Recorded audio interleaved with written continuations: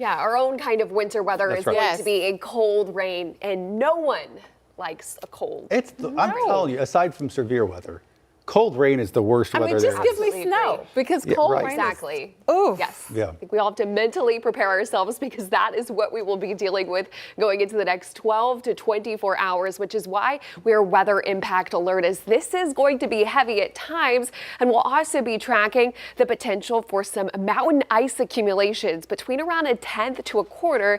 That is enough to cause some hazardous travel, some slippery conditions, especially on bridges and overpasses. I lowered the rain chances just a little bit of rain totals, looking like we could pick up anywhere from about half an inch to an inch and a half. But this is going to be widespread, especially from midnight all the way through noon tomorrow. So tracking this system, that same cold front that pushed through yesterday evening will stall down to the south and east, and that's what's going to drive in all of this moisture as we go into the start of the work week. So let's time this out for you as we go into the rest of today. Daytime hours stay dry. It's tonight close to around 9-10 o'clock. Notice those temperatures starting to fall below freezing up towards the high country. Pink, that's freezing rain. Everywhere else in the green, just going to be a cold rain, and that will transition pretty quickly as temperatures rise up in the high country the later in the morning we go. So this is 7 o'clock Tuesday morning. Heading off to work or school, you will be impacted, and you'll definitely want to leave early with pockets of more moderate to heavy rainfall at times. This is noon. Rain has already pushed off to the east. We'll be drying off. A few mountain flurries will be possible throughout the afternoon and evening, but very minimal impacts after that. So how much rainfall are we expecting? Well, like I mentioned, the rain totals have trended down just a little bit, especially compared to this time yesterday, where it was looking like some locations could pick up 2 inches. Now it's looking like a max around an inch and a half, which is something we all could use across the area. We do have winter weather advisories that go into effect starting 7 p.m. tonight through noon tomorrow. We'll see ice accumulations anywhere from a tenth to about a quarter, so slick roads will be possible on the highest elevations.